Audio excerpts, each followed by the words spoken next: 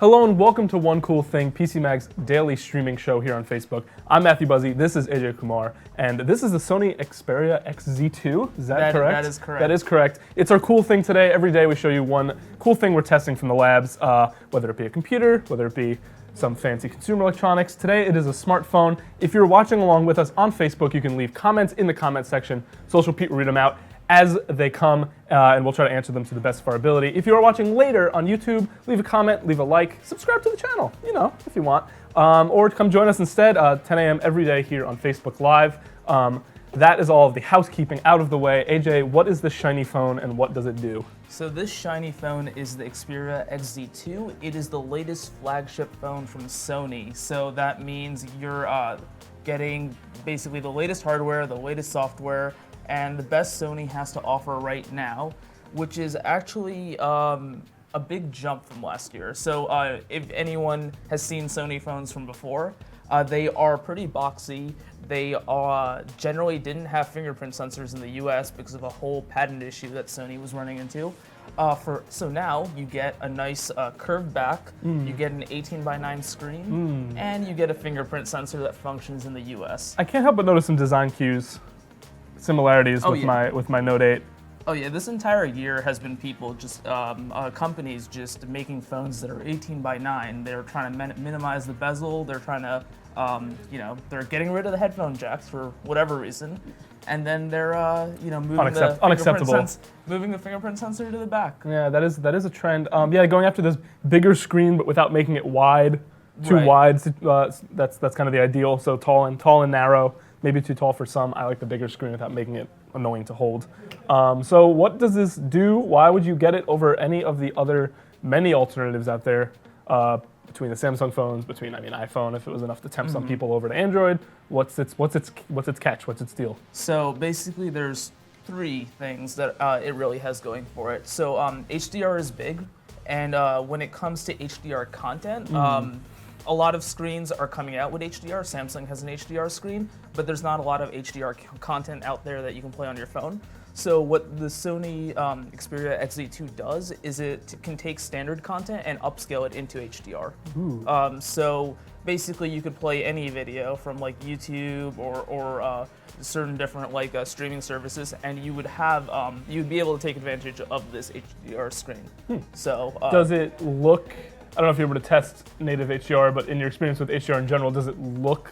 If it's upscaled, does it look like actual HDR, or is it kind of like smoke and mirrors? I mean, it really depends on the kind of phone you're used to. If you play regular HDR, if you play real HDR content on something like the S9 Plus, which has an HDR screen, I wouldn't say it's necessarily on par, but that could be because Samsung has an AMOLED screen. It has a higher maximum brightness, which is important for dimming, and it also has AMOLED, so true black is big. So this is a standard LCD screen. It is 2160 by 1080, so not Quad HD, but it does upscale HDR. And the bigger differentiation, I think, is probably the camera. So this is the same 19 megapixel motion eye camera, which means it has a stacked image sensor. So basically it takes really fast shots, but it also does 4K HDR recording, and it's the first phone to do it. So Samsung can't do that. Take that, Samsung. We have a question. How long is the lifespan of the battery, and how does that measure up against the competitor? Yes, talk about performance, talk about battery. Battery is a huge thing, obviously, with your smartphone. Battery life, so our rundown test is we basically stream full screen video over LTE, maximum brightness. So this clocks 4 hours and 40 minutes, which is not so great for a battery above 3000 milliamps. So the S9 Plus, which is about the same screen size, that gets about 10 hours. So this is a bit short. If you use it like a regular human and you use not maxed out brightness, not maxed out brightness, not streaming video nonstop, 9cat nonstop specifically. Right. If you use it like a regular human and you enable like stamina mode, you can probably get a full day out of it. It does have wireless charging, which is a nice bonus, and it also supports fast charging. So you can get like a day for normal human usage. It makes the S9s battery all that more impressive if it's getting Right. a full day's worth with our kind of Oh, yeah. insane max brightness, all the kinds of video tests. I mean, I think a lot of that is because the S9 can do true black, so it's not turning on the pixels, and it's just a less of a drain. Interesting. The more you know. Mm-hmm. So that's an okay-ish battery, but that's lower than you would say. That's- Well, lower than the best, but is I it also would lower s- than average? It's below average. I would say average is around 6 hours of non-stop video streaming. This is about 4 hours, 40 minutes. The S9 Plus is fantastic at 10 hours, so this kind of falls on the lower end. Now, I know this has a fancy camera-related feature that you've been having a lot of fun with. Oh yeah. So I'm big. Please I'm show a us big that. collector of heads. Of human heads Of human and faces. heads and faces. It's not weird. It's just a hobby. It's not odd. Don't hobby shame. So this is the same. We've already tested this on the XZ1. This is the same feature which does 3D face and head scanning. You can also scan food, and you can scan objects freeform. The last one's a little bit buggy. Okay, my main and first question would be why? Why? Why? You know, you asked that, and I think the answer is why not. Okay. Touche. But it's basically this 3D camera is on the rear sensor and for the first time on the front sensor, so you can do 3D selfie scans. And once you've scanned your face and your head and your objects around you, you can upload it into a 3D printer and print it out. Okay, so you can print this collection of heads, You making can- it not at all more creepy. Last time that I tested a Sony phone, I printed out Max's head. Okay, good. So, right. yeah. So you can keep your collection on your Yeah. wall. I like to imagine it's your amiibo, and then it's your Oh, yeah. it's your collection of 3D heads of your dearly Can you beloved, imagine? your friends, family, Horrible. coworkers. Terrifying. Absolutely terrifying. My to wall of imagine. heads. But Sony says they'll try to bring more uses for this, like uploading like avatars or having your head on a character in a game. Okay. So different uses for it. They're not all there yet.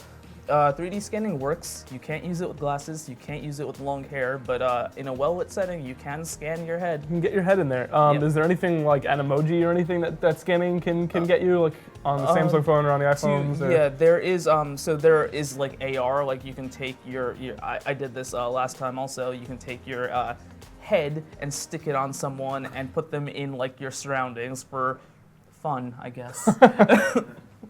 For fun. I mean, yeah, it's a little fun little toy. I don't know if it's like essential. I don't know if it's something you Right. buy the phone for necessarily. We have another question. Have you mentioned memory capacity? Okay, so Yeah, talk us through that. I'll do the specs And quickly. yeah, the processor and all that. Snapdragon 845 processor, it's the latest. 4 gigs of RAM, which is on par with everything else.